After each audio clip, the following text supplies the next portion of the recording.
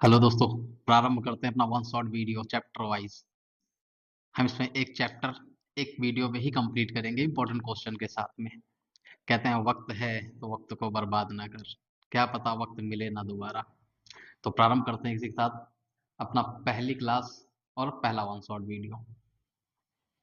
देखिए कुछ important question है। सबसे पहले बहुविकल्पीय लेंगे। पहला क्वेश्चन है दी गई संख्याओं में अभाज्य संख्या होगी, कौन सी अभाज्य संख्या होगी। तो इसको सॉल्यूशन करते हैं। पहला अभाज्य संख्या जीरो। जीरो और एक की बात कर दे तो ये दोनों ऑप्शन नहीं होंगे। एक ना तो अभाज्य है ना ही भाज्य है, जीरो होगा ही नहीं।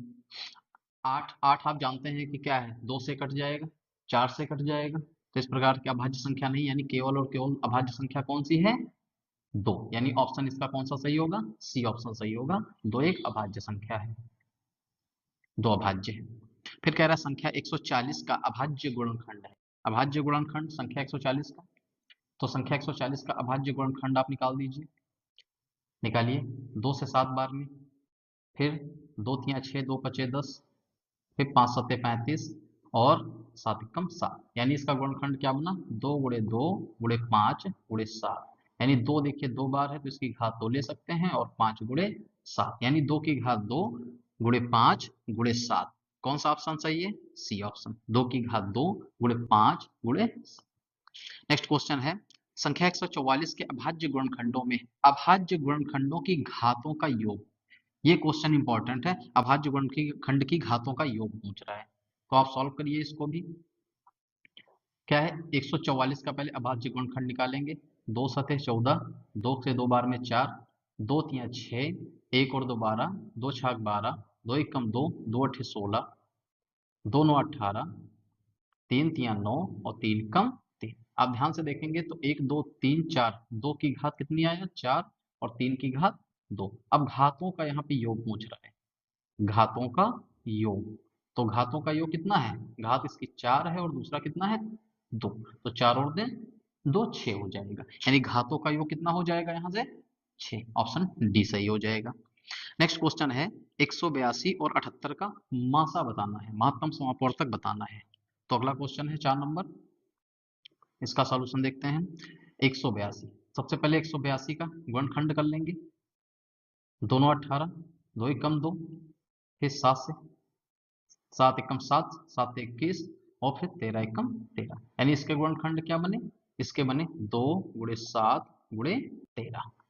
नेक्स्ट है 78, 78 का निकाल लेंगे।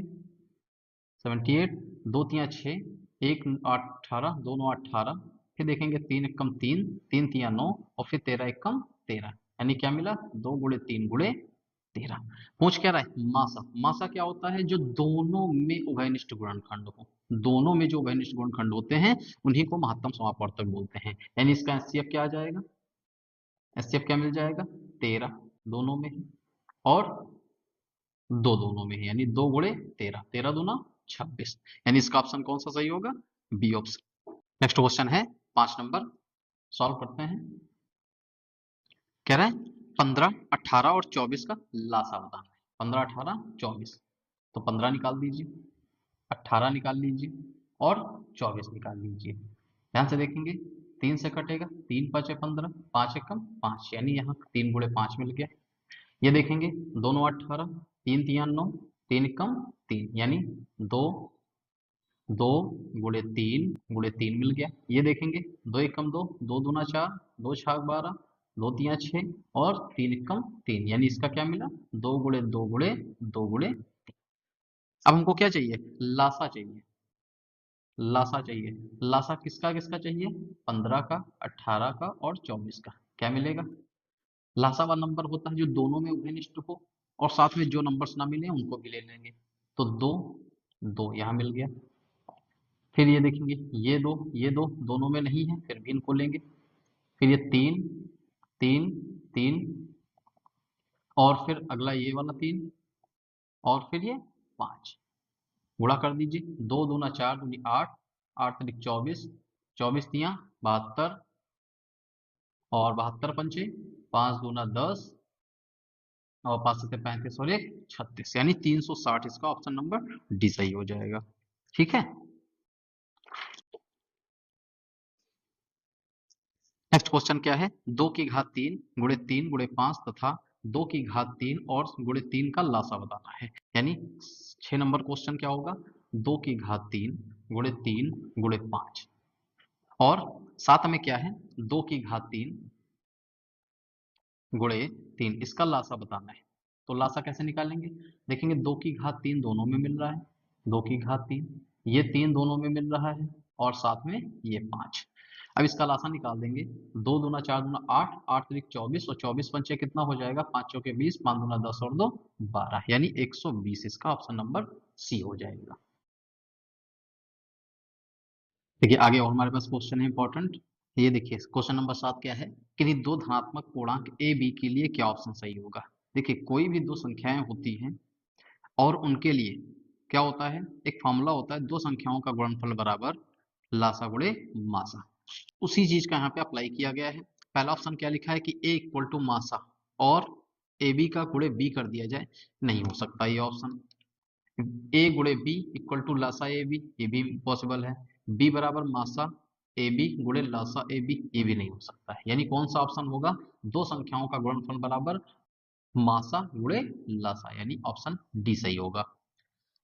नेक्स्ट क्वेश्चन क्या है, 8 नंबर क्वेश्चन देखेंगे, लिखा है लासा 12 21 84 है, तो मासा 12 21 का बताइए कितना होगा। यानी लासा दिया है, मासा बताना है। तो क्वेश्चन नंबर 8 है, 8 क्या कह रहा है, दो संख्याएं हैं और उसका लासा दिया गया है।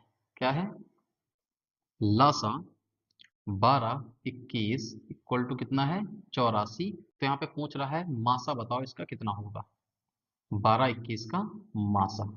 तो आपके पास मासा का सूत्र होता है, मासा बराबर दो संख्याओं का गुणनफल यानी 12 गुणे 21 और बटे उसका लासा।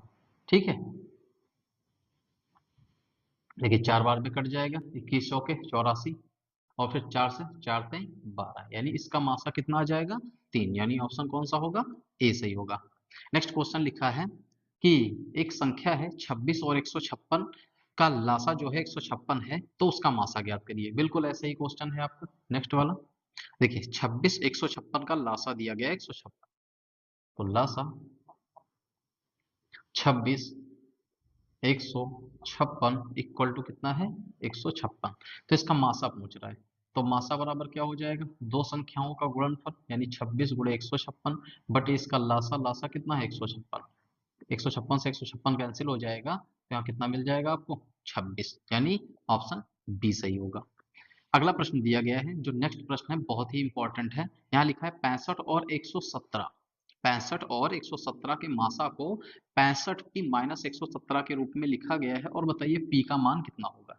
ये ऑप्शन, ये क्वेश्चन जो है ऑप्शनल भी बनता है और अति लघु उत्तरीय में भी क्वेश्चन ये बना देता है। तो ध्यान से देखेंगे, 65 और 117 का मासा दिया गया है, मासा 65 कॉमा 117 इक्वल टू दिया गया है 65 पी, क्या है 65 पी माइनस 117, इसको एक क्वेश्चन नंबर 1 ले लेंगे और हम 65 और 117 का क्या करेंगे, मासा निकालेंगे। 65 को निकालिए, क्या हो जाएगा, आप देखेंगे इसको तो क्या लिख सकते हैं, 13 बचे 65 यानी 5 गुणे 13 और 117, 117 का क्या लिख सकते हैं, 13 9 117 यानी 3 गुणे 3, 3 तिया 9 और गुणे 13।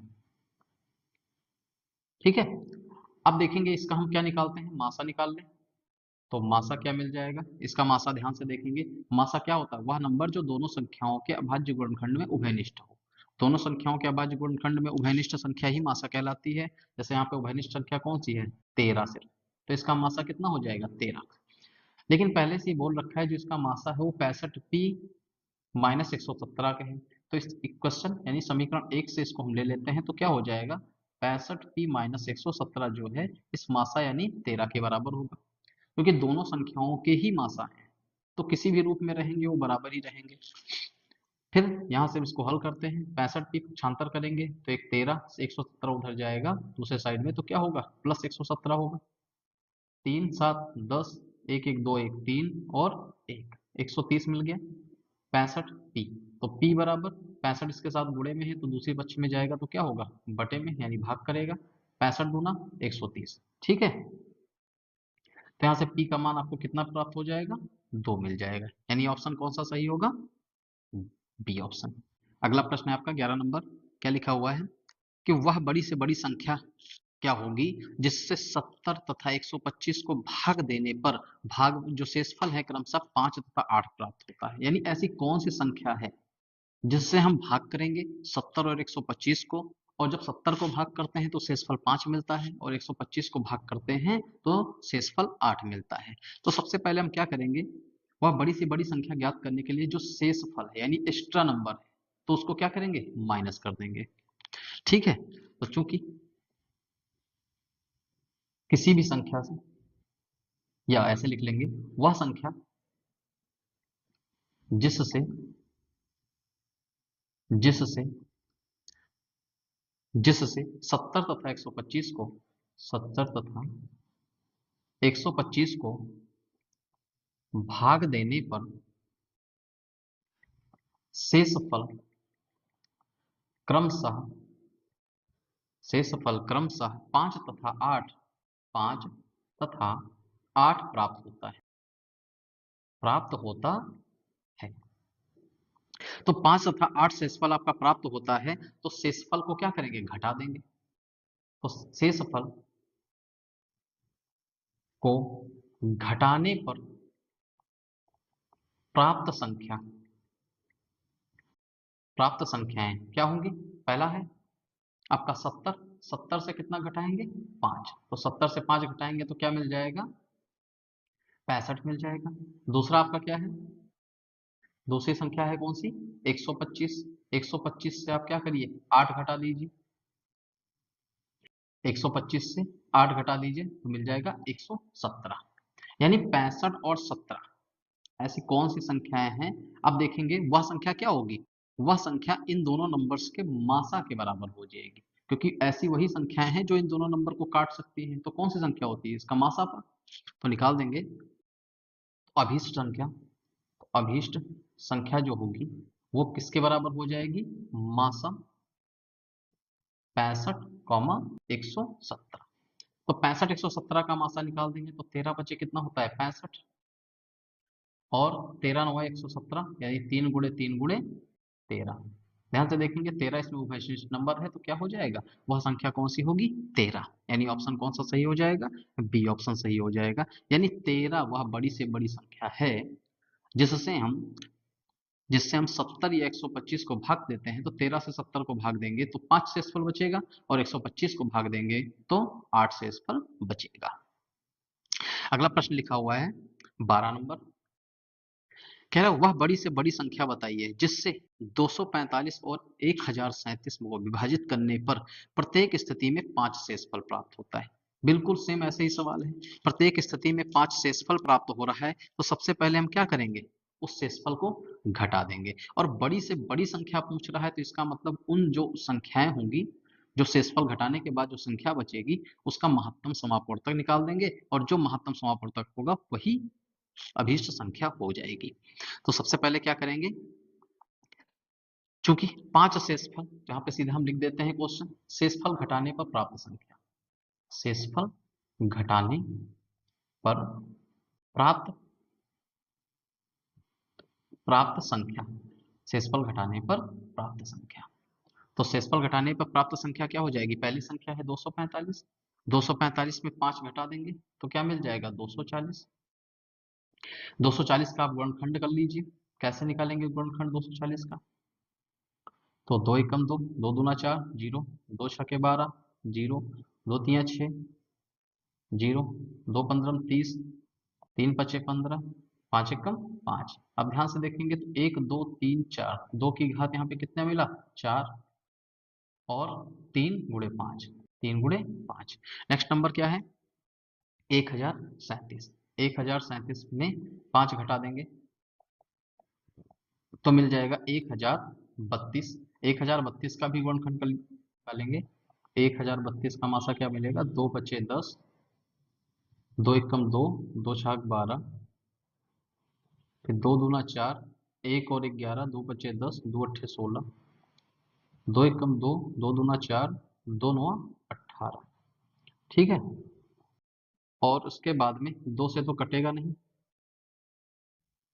तीन से कट जाएगा, तीन चौके 12, तीन या 9, फिर ये 43 से ही कटेगा। तो यहाँ से क्या मिल जाएगा, 2 की घात 3 और गुणे 3 गुणे 43, गुणे 3 गुणे 43। तो इसका एचसीएफ क्या होगा, अभीष्ट संख्या।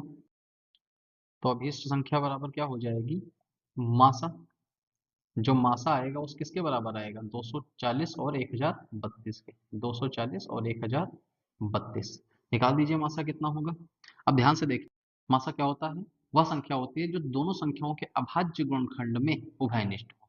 ठीक है, दोनों संख्याओं के अभाज्य गुणनखंड में उभयनिष्ठ हो, तो यानी 2 की घात 3, तो 2 की घात 3 इसमें होगा, और साथ में ये 3, तो क्या मिल जाएगा, 2 दूना 4 दूना 8, 8 3 24। तो यानी ऑप्शन कौन सा सही हो जाएगा, ऑप्शन नंबर सी सही हो जाएगा। नेक्स्ट क्वेश्चन है आपका, वह छोटी से छोटी संख्या जिसको 35, 56 और 91 से विभाजित करने पर शेषफल 7 प्राप्त होता है। तो छोटी से छोटी संख्या निकालने हैं और जिसको भाग करते हैं तो क्या होता है, शेषफल 7 प्राप्त होता है। तो सबसे पहले हम क्या करेंगे, वह संख्या निकालेंगे कौन सी होगी। तो सॉल्व करते हैं क्वेश्चन नंबर 13। तो वह संख्या जो कि वह संख्या वह संख्या, या ऐसे लिखेंगे, वह छोटी सी छोटी संख्या,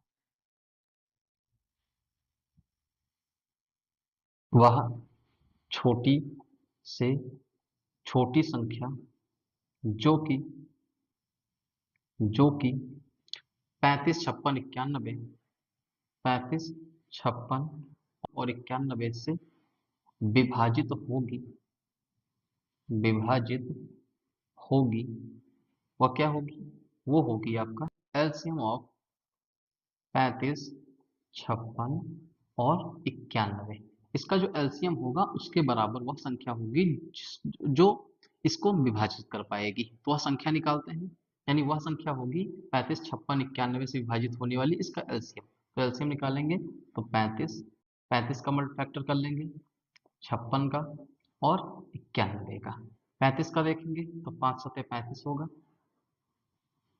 इसका देखेंगे तो 2 गुणे 2 8 और 7 का गुणा करेंगे, 8 सत्ते 56, और इसका 13 सत्ते 91, यानी 7 गुणे 13।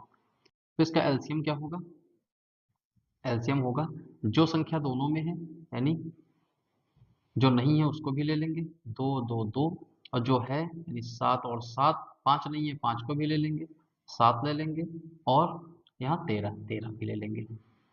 इसको मल्टीप्लाई करते हैं तो क्या हो जाएगा, 2 का 2 से गुणा होगा 4, 4 का 2 से गुणा होगा 8, 8 का 5 से गुणा होगा 40, और 40 का 7 से गुणा होगा 280, और 280 का हम 13 से गुणा करेंगे तो कितना हो जाएगा, ये आपका आ जाएगा 3640। कितना आ जाएगा, 3640।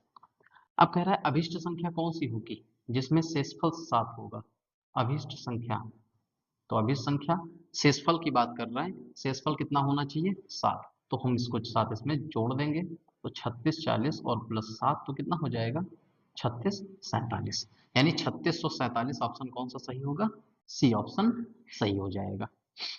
अगला क्वेश्चन है, परिमेय संख्या कौन सी परिमेय संख्या है इसमें, √2 ये तो अपरिमेय है, √3 ये भी अपरिमेय है, √7 ये भी अपरिमेय है, यानी √9 क्या है, परिमेय है, क्योंकि √9 को हम 3 का स्क्वायर कर सकते हैं, 3 का स्क्वायर करेंगे तो 9 बन जाएगा, यानी इसका जब स्क्वायर रूट निकालेंगे तो ये कितना आ जाएगा, 9 का स्क्वायर रूट कितना होता है, 3 हो जाता है, जिसको हम 3/1 लिख सकते हैं, यानी p/q के रूप में लिख सकते हैं। तो यह संख्या कैसी होगी, परिमेय संख्या होगी।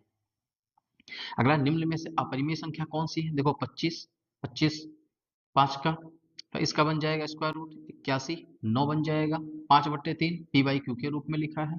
लेकिन यहाँ पे एक परिमेय और अपरिमेय का योग हमेशा कैसा होता है, अपरिमेय संख्या, यानी ऑप्शन नंबर 4 सही हो जाएगा। एक परिमेय संख्या और एक अपरिमेय संख्या का अंतर, देखिए कोई भी परिमेय संख्या हो उसका योग कर दें या अंतर कर दें, वह सदैव अपरिमेय संख्या हो, उसका जो आंसर मिलेगा सदैव अपरिमेय संख्या होगी, ऑप्शन नंबर ए सही हो जाएगा। कह रहा है कौन सा अभाज्य संख्याओं का युग्म है, ये बहुत इंपॉर्टेंट क्वेश्चन है, हर बार परीक्षा में आ ही जाता है। देखिए सह अभाज्य संख्याएं कौन सी होती हैं? सहअभाज्य संख्याओं का युग्म वह होता है जिसके अंदर जो महत्तम समापवर्तक होगा यानी एचसीएफ जो होगा वो एक आना चाहिए, एक से ज्यादा नहीं आना चाहिए। तो यहाँ देखेंगे 5 3 15, इसका एचसीएफ ज्यादा हो जाएगा, 7 3 21 हो रहा है, 31 3 बार में 93 हो जाएगा, लेकिन 18 और 25 में देखेंगे हमेशा एचसीएफ एक आएगा। चेक करके देख लीजिए। देखिए 70 नंबर क्वेश्चन, 18 क्या बन जाएगा, 2 गुणे 3 गुणे 3, और इसका एक भी लिख सकते हैं, और क्या है 25, 25 1 गुणे 5 गुणे 5। तो देखेंगे केवल एचसीएफ इसके अंदर कितना है, एक है, इसका एचसीएफ एक है, तो यह संख्या कैसी होगी, सह अभाज्य हो जाएगी। कह रहा है भाज्य भाजक भागफल एवं शेषफल में संबंध क्या होगा? तो आप जानते हैं भाज्य बराबर भाजक गुणे भागफल प्लस शेषफल हो जाएगा, तो भाज्य बराबर भाजक गुणे भागफल प्लस शेषफल तीसरा ऑप्शन हो जाएगा। दो संख्याओं ए और बी का एचसीएफ दिया गया है और एलसीएम दिया गया है, तो ए और बी का गुणनफल पूछ रहा है, तो ये कैसे हो जाएगा क्वेश्चन, दो संख्या यानी ए गुणे बी बर इक्वल टू क्या हो जाएगा, एचसीएफ इनटू एलसीएम। एचसीएफ कितना दिया है, एचसीएफ दे रखा है 5, एलसीएम कितना है 200, तो 5 गुणे 200 कितना हो जाएगा 1000। तो इसका ऑप्शन कौन सा सही होगा, सी ऑप्शन सही। कह रहे 22/7 माइनस पाई क्या होगा? देखिए ये भी इंपॉर्टेंट क्वेश्चन है, और यहाँ पे हम लोग कंफ्यूज हो जाते हैं, मान रख लेते हैं पाई का 22/7, जो कि गलत है।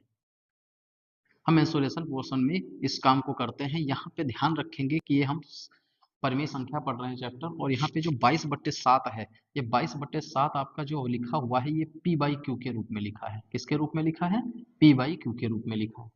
और जो यहाँ पे पाई है यानी P/Q के रूप में लिखा है, यानी ये परिमेय है, और जो यहाँ पे पाई है ये आप जानते हैं कि अपरिमेय है। तो जब परिमेय में से अपरिमेय को घटाएंगे तो क्या मिलेगा, हमेशा अपरिमेय संख्या मिलेगी, यानी तीसरा ऑप्शन सही हो जाएगा।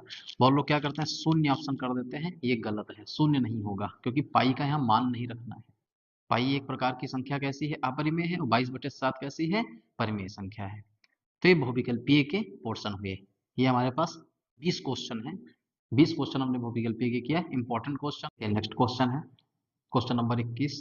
क्या लिखा है, अभाज्य गुणनखंड विधि द्वारा 25, 20 और 10 530 का लासा तथा मासा ज्ञात कीजिए। सॉल्व करते हैं इस क्वेश्चन को। सबसे पहले 25 और 20 का यहाँ पे गुणनखंड कर लेते हैं।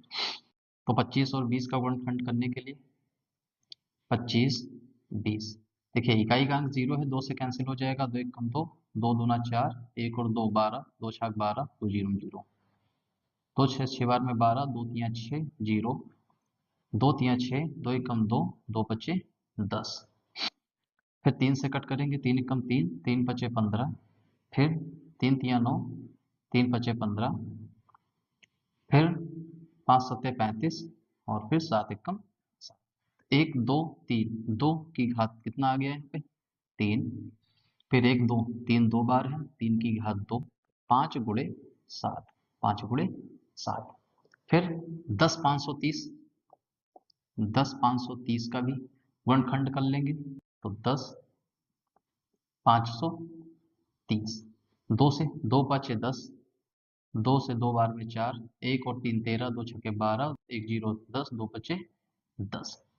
अब देखेंगे 2 से कैंसिल नहीं होगा, 3 से कैंसिल हो जाएगा, 3 3 कम 3, 5 से 3 हटाओ 2, 2 2 22, 3 7 21, 3 बचे 15, 3 बचे 15, फिर 3 से 3 बचे 15, 2 5 25, 3 अट्ठे 24, और 3 बचे 15, फिर 3 से 3 कम 3, और कितना बचा यहाँ पे 2 8 28, 3 9 27, और 3 बचे 15। फिर देखेंगे 3 से कैंसिल हो जाएगा, 3 6 गए 18, 3 से कैंसिल होगा, 5 एकम 5, 5 3 15, और फिर 13 एकम 13, क्या मिला 2 एक बार मिला यहाँ पे, और 3 1 2 3 बार, 1 2 3 4 बार, और फिर 5 गुणे 13, 5 गुणे 13। तो क्या क्या ज्ञात करना है, आप लासा निकालना है और मासा निकालना है। निकाल दीजिए, लासा निकाल लेंगे सबसे पहले। तो लासा क्या हो जाएगा, लासा में क्या करते हैं, जो संख्या है जैसे 2 की घात 3 है 2 है, तो 2 तो लेंगे ही, लेकिन हम यहाँ पे जो 2 और हैं उनको भी ले लेंगे, तो बड़ी घात ले लेते हैं। तो 2 की घात सीधा 3 ले लेंगे, यहाँ पे 3 की घात 4 ले लेंगे, और यहाँ पे दोनों में 5 है तो एक बार ले लेंगे, 7 और 13। ठीक है। देखिए, इसका गुणा करेंगे, 2 का गुणा 3 बार करेंगे, 2 दूनी 4 दूना 8 हो जाएगा। 3 का गुणा 4 बार 81, 3 तिया 9 तिया 27 तिया 81, और यहाँ पे 5 सत्ते 35 और गुणे में 13। इसका गुणा कर लेंगे तो कितना आ जाएगा, इसका गुणा करिए तो ये बन जाएगा 8, 81, 35 और 13, तो आ जाएगा 29, 48, 40। कितना आ जाएगा, 29, 48 और 40। और इसका आप मासा ले लेंगे। मासा कौन सी संख्या होगी, जो दोनों में मिलती हो, यानी मासा में छोटी घात लेते हैं, यानी 2, यहाँ पे 3 की घात 2, यहाँ पे दोनों में 5 है 5, बाकी कुछ नहीं होगा। तो 3 तिया 9, 9 दूना 18, 18 पंचे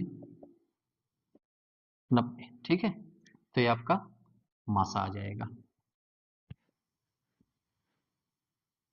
क्वेश्चन नंबर 22 है आपका, क्या लिखा है, दिया गया है कि मासा 99, 153, 9 हो, तो एलसीएम 99, 153 का मान ज्ञात कीजिए। तो यहाँ पे दो संख्याएं दी गई हैं, एक संख्या आपकी है, एक संख्या कितनी है 99, और दूसरी संख्या कितनी दी गई है, दूसरी संख्या है 153, और मासा दिया गया है तो लासा ज्ञात करना है। तो चूंकि एलसीएम इक्वल टू सूत्र क्या होता है, दोनों संख्याओं का गुणनफल, दोनों संख्याओं का गुणनफल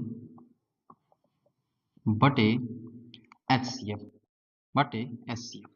दो संख्याएं कौन कौन सी हैं, दो संख्याएं आपकी हैं 99 और 153, और बटे में 9, 9 से कैंसिल करेंगे, 11 बार में कैंसिल हो जाएगा, 11 का 53 में गुणा कर लीजिए, तो 11 गुणे 153 में गुणा कर लीजिए, 11 तेई 33, 3, 11 पचे 55 और 3 58, 11 एकम 11 और 5 16, तो 1683 इसका आंसर हो जाएगा। प्रश्न है क्वेश्चन नंबर 23, क्या लिखा है, सुबह की सैर में 3 व्यक्ति साथ घूमते हैं और उनके कदमों की माप क्रमशः 40 सेंटीमीटर, 42 सेंटीमीटर और 45 सेंटीमीटर है। प्रत्येक को छोटी सी छोटी कितनी दूरी तय करनी चाहिए जिससे प्रत्येक अपने पूरे कदमों में उस दूरी को तय कर सके। देखो क्या लिखा है, छोटी सी छोटी, ऐसा कहीं लिखा आ जाए तो आप समझ लीजिए उसका एलसीएम निकालना है। ठीक है, कह रहा है जिससे प्रत्येक अपने पूरे कदमों में उस दूरी को तय कर ले, तो प्रत्येक द्वारा तय की गई दूरी क्या हो जाएगी, प्रत्येक के द्वारा तय की गई दूरी, जो दूरी होगी वो क्या होगी, वो एलसीएम हो जाएगा किसके, 40, 42 और 45 के, इनका एलसीएम निकाल दीजिए, वही आपका आंसर हो जाएगा। देखिए, तो एलसीएम निकालने के लिए 40 के गुणनखंड करेंगे, 42 के गुणनखंड करेंगे और 45 के गुणनखंड करेंगे। देखिए 4 दहम 40 होता है, यानी 2 गुणे 2 गुणे 2 और गुणे 5, 42, 2 गुणे 3 6, 6 सत्ते 42, 5 9 45, यानी 3 गुणे 3 गुणे 5 मिल जाएगा। तो यहाँ पे आप ध्यान देंगे तो क्या मिल जाएगा, यहाँ से इसको हम लिख सकते हैं 2 की घात 3 और गुणे 5, इसको क्या लिख सकते हैं, इसे ऐसे ही रहेगा 2 3 7 ही, और इसको हम लिख सकते हैं 3 की घात 2 गुणे 5। तो सबसे हम ले लेंगे एलसीएम, क्या हो जाएगा, सबसे बड़ी घात ले लेंगे यानी 2 की घात 3 और 3 की घात 2, और दोनों में देखो 5 5 ले लेंगे, और यहाँ पे देखो 7 है 7 ले लेंगे, 2 की घात 3 का मतलब 8, और 3 की घात 9 का मतलब 3 की घात 2 का मतलब 9, यानी 8 गुणे 9 और गुणे 5 गुणे 7, 8 पंचे 40 और 9 चौक 36, 360, और 360 का 7 में गुणा कर लेंगे, तो 7 जीरो में जीरो, 7 छः 42, और 7 तरीक 21 और 4 25, यानी 2520 आ जाएगा। तो ये जो 2520 सेंटीमीटर होगी वो प्रत्येक को तय करना है। अतः प्रत्येक के द्वारा तय की गई दूरी क्या हो जाएगा, 2520 सेंटीमीटर। देखिए अगला प्रश्न है क्वेश्चन नंबर 24। क्या कह रहा है? सिद्ध कीजिए कि रूट दो एक अपरिमेय संख्या है। इंपॉर्टेंट क्वेश्चन है, इसको ध्यान रखेंगे। रूट दो, रूट तीन, रूट पांच, एक क्वेश्चन करा रहे हैं रूट दो का, रूट तीन का ऐसे ही बनेगा, रूट पांच का भी ऐसे ही बनेगा। ठीक है, तो हम सबसे पहले क्या करेंगे, मान लेंगे कि रूट दो एक अपरिमेय संख्या है। तो हम मान लेंगे, माना माना रूट दो एक परिमेय संख्या है, परिमेय संख्या है। यदि कोई भी परिमेय संख्या है तो उसको p बाई क्यू या a बटे b के रूप में हम लिख सकते हैं। तो इसको हम लिख लेंगे रूट दो इक्वल टू a बटे b, और a बटे b जो जहां पे होगा, जहां a कॉमा b क्या है, सहअभाज्य है।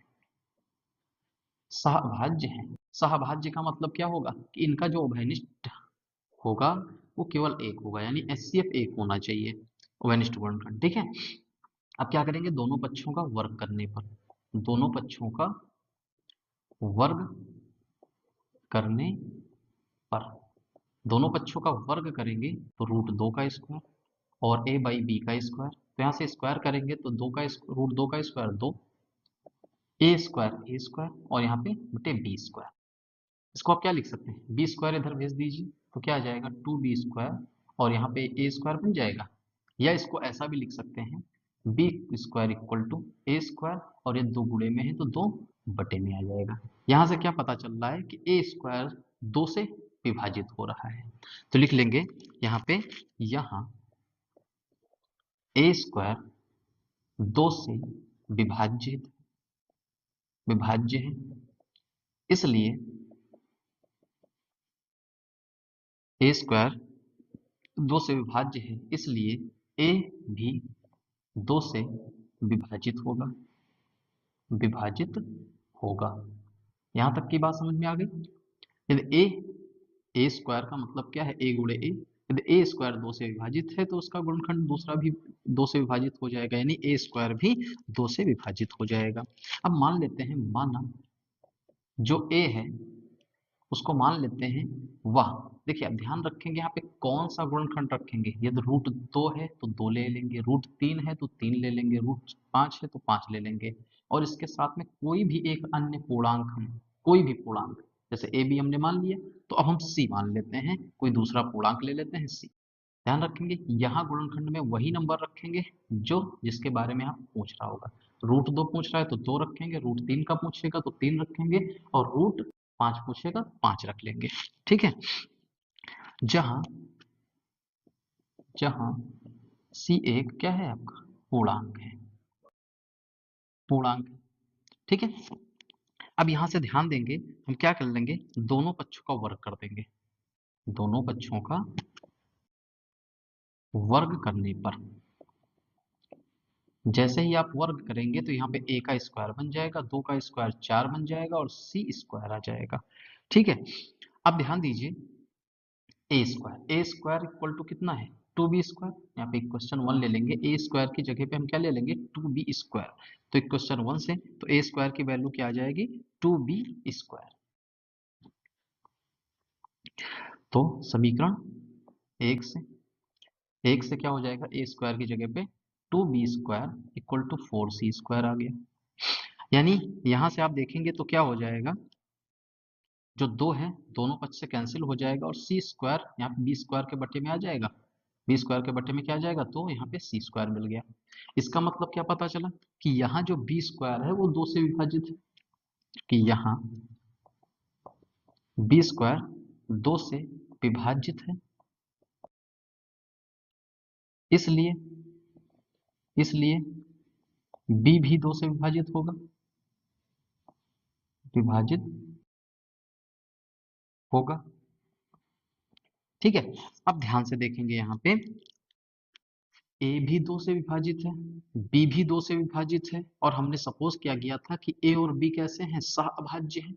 सहअभाज्य होने का मतलब है इनके बीच में केवल उभयनिष्ठ गुणनखंड एक होना चाहिए, लेकिन यहाँ क्या मिल रहा है, दो मिल रहा है। भाई ए भी दो से विभाजित है, बी भी दो से विभाजित है, इसका मतलब उभयनिष्ठ गुणनखंड कितना हो गया, दो हो गया, जो कि हमारी कल्पना के क्या हुआ, विरुद्ध हो गया, उल्टा हो गया। तो लिख लेंगे, चूंकि ए कॉमा बी के उभयनिष्ठ उभयनिष्ठ गुणनखंड उभयनिष्ठ गुणनखंड दो है जो कि कल्पना के विरुद्ध है, जो कि कल्पना के विरुद्ध है। ठीक है, इसलिए रूट दो एक अपरिमेय संख्या, रूट दो एक परिमेय संख्या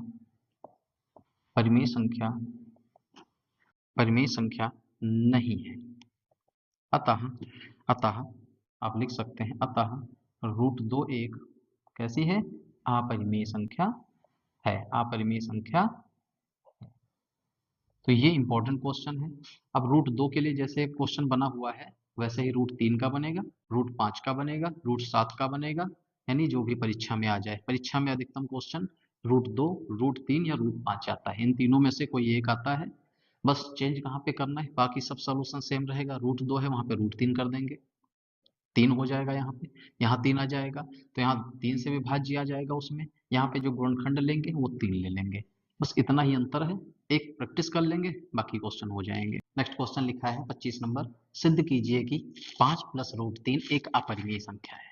देखिए, इस प्रश्न को सॉल्व करने से पहले एक छोटी सी बात है। जीवन गणित है, सांसें घटती हैं अनुभव जुड़ते हैं। जीवन गणित है, सांसें घटती हैं और अनुभव जुड़ते हैं। अलग अलग कोष्ठकों में बंद हम, अलग अलग कोष्ठकों में बंद हम बुनते रहते हैं समीकरण, लगाते हैं गुणा भाग, जबकि अंतिम सत्य शून्य है, जबकि अंतिम सत्य शून्य है। यानी जीवन कैसा है? गणित है। ठीक है, आइए प्रारंभ करते हैं अपना क्वेश्चन। सिद्ध कीजिए 5 प्लस रूट तीन एक अपरिमेय संख्या है। तो अपरिमेय संख्या है तो हम जानते हैं क्या करते हैं, सबसे पहले मान लेंगे माना 5 प्लस रूट तीन एक परिमेय संख्या, परिमेय संख्या है। देखिए, ऐसे प्रश्न में सीधे से आप क्या करिए, जब भी अपरिमेय पूछे सबसे पहले, क्योंकि अपरिमेय के कोई रूल हमारे पास होते नहीं है, परिमेय के रूल होते हैं, तो सबसे पहले हम क्या करेंगे, मान लेंगे कि यह हमारी संख्या जो क्या है, परिमेय है। परिमेय है तो आप जानते हैं परिमेय के रूल क्या होते हैं कि कोई भी संख्या परिमेय है तो p बटे क्यू के रूप में लिख सकते हैं। तो इस संख्या को हम p बटे क्यू के रूप में एज इट इज लिख दें। माना 5 प्लस रूट तीन एक परिमेय संख्या है, परिमेय संख्या है। अब परिमेय संख्या है तो इसका मतलब इसको हम क्या लिख सकते हैं, 5 बटे रूट तीन को a बटे b के रूप में लिख सकते हैं, जहां a कॉमा b क्या है, बिलोंग्स टू इंटीजर यानी पूर्णांक है, तथा यहाँ पे b का मान कभी भी जीरो नहीं होगा। और आप लिख सकते हैं, और a कॉमा b यहाँ पे कैसे होंगे, सहअभाज्य हैं, सहअभाज्य हैं।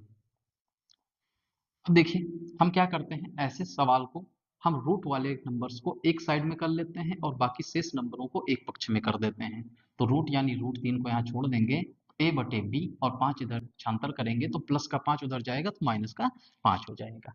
अब हम क्या लिख सकते हैं, चूंकि 5 कॉमा ए कॉमा बी क्या है, पूर्णांक है। यदि ये पूर्णांक हैं तो इनसे बनी हुई सारी संख्या क्या हो जाएगी, परिमेय संख्या हो जाएगी। इसलिए इनसे बनी हुई संख्या a बटे पांच, a बटे बी माइनस 5 एक परिमेय संख्या होगी, एक परिमेय संख्या क्या है, होगी। क्यों? क्योंकि a b और यहाँ पे हमारा जो 5 है वो सारा का सारा क्या है, पूर्णांक है। तो हम लिख लेंगे एक परिमेय संख्या है। यदि ये परिमेय संख्या है इसका मतलब इसके बराबर ही तो रूट तीन लिखा है। यदि हमारा दाहिना पक्ष परिमेय है तो उसी के बराबर बायां पक्ष लिखा है, तो वह भी कैसा होगा, परिमेय होगा। अर्थात हम बात लिख सकते हैं, अर्थात रूट तीन भी रूट तीन भी कैसी होगी, परिमेय संख्या होगी। रूट तीन भी एक कैसी होगी, एक परिमेय संख्या है, एक परिमेय संख्या होगी। ठीक है, लेकिन क्या ये बात सत्य है कि रूट तीन एक परिमेय संख्या होती है? हम लोग पहले ही पढ़ चुके हैं, रूट तीन कभी भी परिमेय हो ही नहीं सकती, यह अपरिमेय संख्या है। तो हम लिख देंगे परंतु इस तथ्य का विरोधाभास होता है, परंतु इस तथ्य का विरोधाभास विरोधाभास ठीक है, इस तथ्य का विरोधाभास होता है कि विरोधाभास होता है कि √3 एक कैसी है, अपरिमेय संख्या है। √3 एक कैसी है, अपरिमेय संख्या है। कि √3 एक अपरिमेय संख्या है, अपरिमेय संख्या है।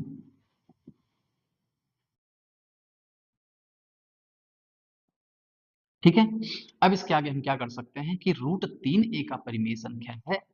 विरोधाभास का मतलब कट गई बात, बोल रहे थे कुछ और हो गया कुछ और, दोनों में टकराव हो गया, यानी विरोधाभास उत्पन्न हो गया, यानी अपरिमेय संख्या है। अब ये √3 एक अपरिमेय संख्या है, अतः अतः इसका मतलब क्या हुआ कि जो 5 प्लस √3 था वो कैसा है, एक अपरिमेय संख्या। कैसा है, अपरिमेय संख्या। क्वेश्चन नंबर 26, सिद्ध कीजिए 1/√2 एक अपरिमेय संख्या है। कहते हैं जीवन में कुछ भी असंभव नहीं है, गलतियां ही इंसान को सीखने का मौका देती है। जीवन में कुछ भी असंभव नहीं है, गलतियां करके ही सीखा जाता है। हम लोग प्रैक्टिस करते हैं और ढेर सारे क्वेश्चन सॉल्व करेंगे। चलिए, तो इसको सबसे पहले क्या कर लेंगे, माना 1/√2 एक परिमेय संख्या है। परिमेय संख्या है, यदि परिमेय संख्या है तो इसको आप लिख सकते हैं 1/√2 इक्वल टू a/b। a/b है, जहां आप जानते हैं कि जो a है और b है ये हमारे पूर्णांक है, बिलोंग्स टू इंटीजर, तथा जो b का मान है वो कभी भी 0 के बराबर नहीं होगा, और a और b कैसे हैं, सहअभाज्य हैं। कैसे हैं, सहअभाज्य हैं।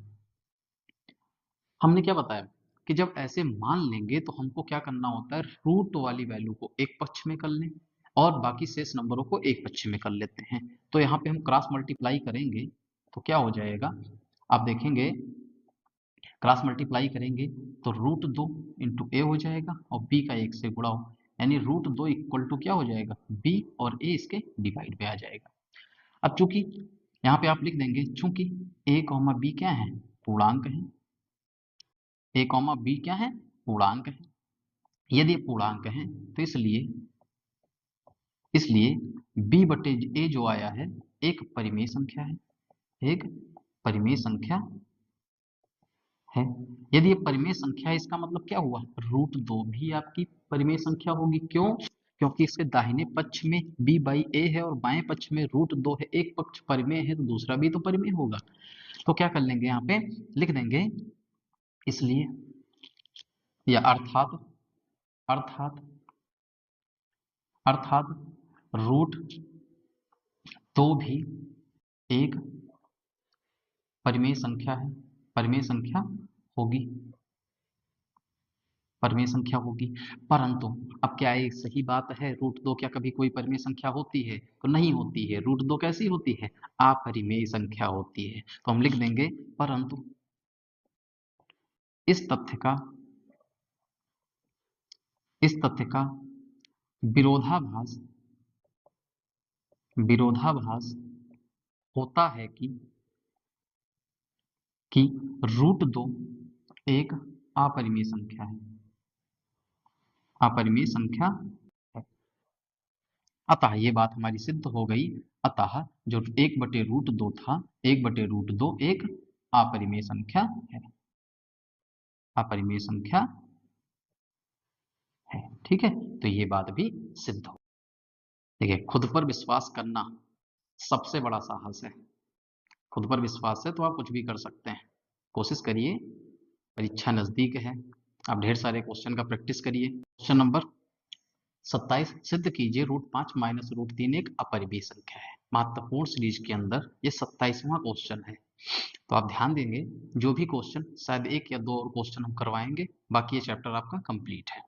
तो देखते हैं ये क्या लिखा है, अपरिमेय संख्या है। तो अपरिमेय है तो सबसे पहले इसको मान लेंगे, माना √5 माइनस √3 एक परिमेय संख्या है, परिमेय संख्या है। यदि ये परिमेय संख्या है तो हम लिख सकते हैं √5 माइनस √3 को a/b के रूप में। तो यहाँ पे जहां a, b क्या है, आपका पूर्णांक है, और जो b का मान है कभी भी 0 के बराबर नहीं होगा, और साथ ही साथ में ध्यान रखेंगे कि a कॉमा b कैसे हैं, यहाँ पे सहअभाज्य होंगे, सहअभाज्य हैं। सहअभाज्य का मतलब उभयनिष्ठ गुणनखंड इनका सिर्फ एक होगा। अब देखिए, अभी तक हमने क्वेश्चनों में क्या किया कि एक नंबर रूट का होता था, एक नंबर आपका परिमेय संख्या वाला होता था, उसको एक पक्ष में कर करके सॉल्व कर लेते थे। अब यहाँ पे दोनों नंबर आपके रूट में दिख रहे हैं, यानी अपरिमेय के रूप में है, √5 √3, तो क्या करेंगे, एक को पहले ट्रांसफर कर लो, तो √5 यहाँ छोड़ देंगे, a बटे b, √3 इधर जाएगा तो माइनस का उधर जाकर के क्या हो जाएगा, प्लस √3 हो जाएगा। अब क्या करेंगे, दोनों पक्षों का वर्ग कर देंगे, दोनों पक्षों का वर्ग करने पर, वर्ग करेंगे तो क्या हो जाएगा, √5 का स्क्वायर और a बाई बी का square, a by b plus √3 का स्क्वायर। यहाँ पे देखेंगे a प्लस बी का होल स्क्वायर लग जाएगा। क्या होता है a प्लस बी का whole square, a square plus b square plus 2ab, तो a स्क्वायर यानी a स्क्वायर बटे बी स्क्वायर मिल जाएगा, प्लस बी स्क्वायर यानी √3 का स्क्वायर प्लस 2a और b की जगह √3 है, √5 का स्क्वायर 5 मिल गया, तो 5 इक्वल टू a स्क्वायर बटे बी स्क्वायर और प्लस √3 का स्क्वायर 3 और प्लस यहाँ मिल जाएगा 2a √3 बटे b मिल जाएगा। ठीक है, अब क्या काम करेंगे, आप देखेंगे √3 इसके साथ में है, इसको छोड़ देंगे, बाकी सबको इधर ले आएंगे, तो 5 3 इधर आएगा -3 और a square by b square आएगा, तो ये भी माइनस में, यहाँ पे 2a √3 बाई बी मिल जाएगा। 5 से 3 घटाएंगे कितना बचेगा, 2 माइनस a स्क्वायर बटे b square equal to 2a √3 b।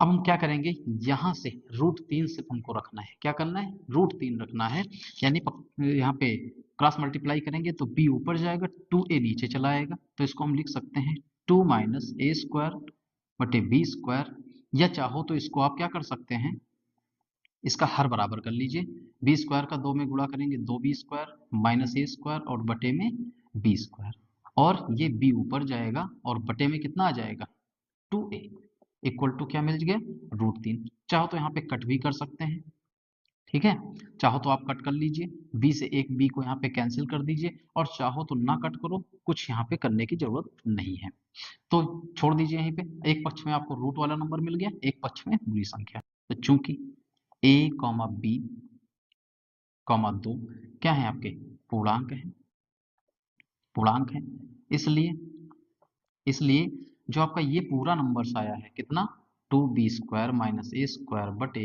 b square और मल्टीपल में a b बाई 2a क्या होगा, एक परिमेय संख्या है, एक परिमेय संख्या है। अर्थात इसका मतलब क्या हुआ कि √3 भी क्या होगी, परिमेय संख्या होगी, परिमेय संख्या होगी। परंतु क्या होता है, आप जानते हैं, परंतु इस तथ्य का विरोधाभास होता है, इस तथ्य का विरोधाभास विरोधाभास होता है कि विरोधाभास होता है कि √3 एक अपरिमेय संख्या है, अपरिमेय संख्या है, ठीक है, क्योंकि ये चीज हम पहले से पढ़ चुके हैं कि √3 अपरिमेय संख्या होती है, यानी हमारे प्रूविंग में आ रहा है परिमेय संख्या, तो कहीं ना कहीं गलत है, तो उस तथ्य का क्या हो रहा है, विरोधाभास है, तो परिमेय संख्या है। अतः अतः इसका मतलब क्या पता चला कि जो आपका √5 माइनस √3 है, एक अपरिमेय संख्या है, अपरिमेय संख्या है, ठीक है। तो ये देखिए, अगला प्रश्न है इस श्रृंखला में, क्वेश्चन नंबर 28 देखते हैं, सिद्ध कीजिए कि 7√5 एक अपरिमेय संख्या है। इसको भी बिल्कुल वैसे ही क्वेश्चन कर लेंगे, माना 7√5 एक परिमेय संख्या है, परिमेय संख्या है, ठीक है, तो यदि परिमेय है तो इसको हम लिख सकते हैं 7√5 equal to a by b, जहां a कॉमा बी आपके क्या है, पूर्णांक है, बिलोंग्स टू इंटीजर, तथा b is not equal to 0 और a और कॉमा b कैसे हैं, सहअभाज्य हैं, सहअभाज्य हैं, यहाँ तक कर लेंगे।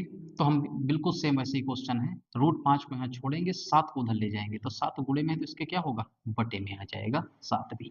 चूंकि a, b और 7 कैसे हैं, ये आपके सारे के सारे पूर्णांक हैं, इसलिए यदि कोई भी संख्या पूर्णांक बन रही है तो जाहिर सी बात है परिमेय संख्या होगी। इसलिए आप देखेंगे a/7b कैसे होगी, एक परिमेय संख्या होगी, एक परिमेय संख्या होगी या परिमेय संख्या है, ऐसे लिख लीजिए, एक परिमेय संख्या है। अर्थात इसका मतलब क्या हुआ, अर्थात इसका मतलब ये हुआ कि √5 भी इसके बराबर में है, तो यदि ये परिमेय संख्या है तो यह भी तो परिमेय होगी, तो हम ले लेंगे अर्थात √5 भी एक परिमेय संख्या होगी, एक परिमेय संख्या होगी। परंतु परंतु अब आपको पता है कि √5 कहाँ से परिमेय संख्या हो सकती है, वो तो एक अपरिमेय संख्या है, तो ले लेंगे। परंतु इस तथ्य का विरोधाभास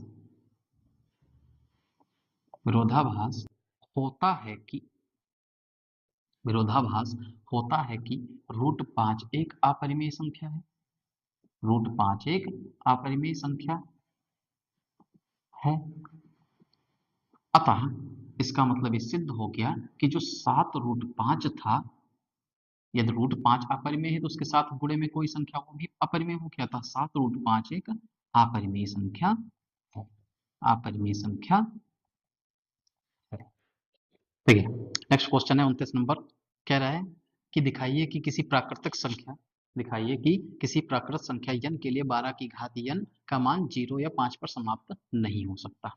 मान लीजिए कि समाप्त होता है, 12 की घात n कोई प्राकृतिक संख्या है, 1 2 3 4 5 कुछ भी ले लेंगे, और यदि 12 की घात 1 का मतलब 12, 12 की घात 2 का मतलब 144, ऐसे हम घाते बढ़ाते हुए उसको फैक्टर्स करते हैं, तो क्या कह रहा है कि उसकी जो अंतिम अंक है क्या वो 0 या 5 पे समाप्त होगा।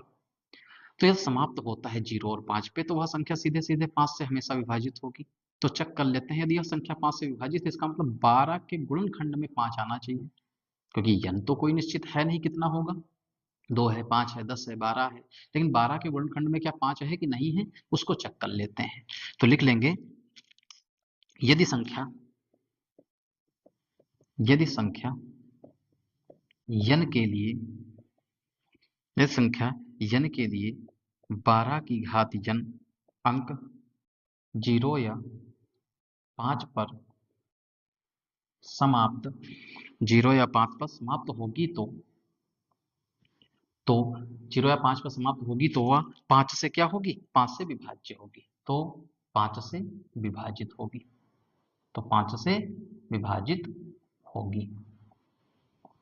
यदि 5 से विभाजित है तो अर्थात इसका मतलब क्या होगा, अर्थात अर्थात 12 की घात n के गुणनखंड में 5 होना चाहिए, अर्थात 12 की घात n के अभाज्य गुणनखंड में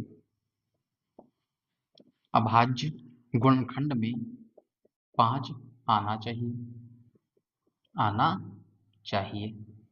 तो क्या देखते हैं 12 की घात n के अभाज्य गुणनखंड में 5 आता है, चेक करते हैं, 4 3 12 होता है, यानी आप देखेंगे 2 दूना 4 3 12, यानी 2 की घात 3 2 की घात 2 गुणे 3 आ जाएगा, यानी अभाज्य गुणनखंड में कहीं भी आपको 5 नहीं दिखाई पड़ता है, तो जो कि संभव नहीं है, जो कि संभव नहीं है।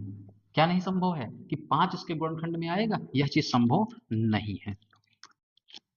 ठीक है, इसलिए ऐसी कोई संख्या n नहीं है, जिसके लिए 12 की घात n अंक 0 या 5 पर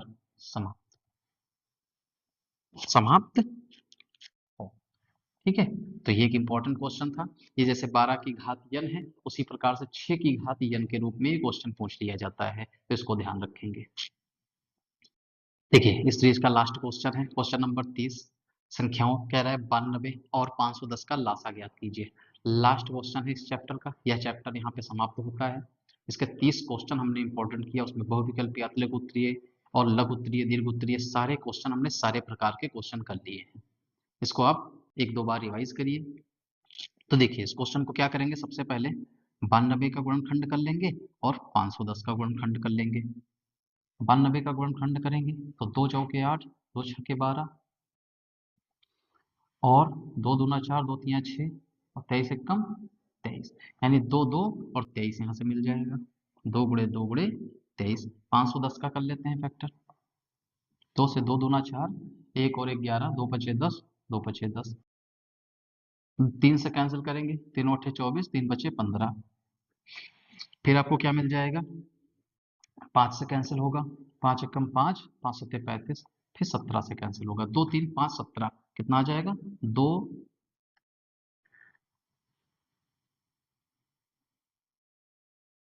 2 3 5 और 17। अब इसका हमको एलसीएम चाहिए, तो एलसीएम निकाल लेंगे। एलसीएम क्या होगा, जो दोनों में मिले, ये 2 और फिर ये 3, फिर ये 5, फिर ये 17 और ये फिर 23। 2 2 3 5 17 और 23, तो इसका क्या आंसर आ जाएगा, इसको मल्टीप्लाई करके देख लीजिएगा, 23 460। तो ये महत्वपूर्ण सीरीज समाप्त हुई, वही चैप्टर 1 कंप्लीट हुआ। आप लोग से रिक्वेस्ट है, प्लीज सपोर्ट करिए और चैनल को सब्सक्राइब करिए। कहते हैं सपनों की उड़ान आसान नहीं होती है, राह में मुश्किलें और इम्तिहान बहुत होते हैं, पर जो थकते नहीं वही सफलता पाते हैं। धन्यवाद।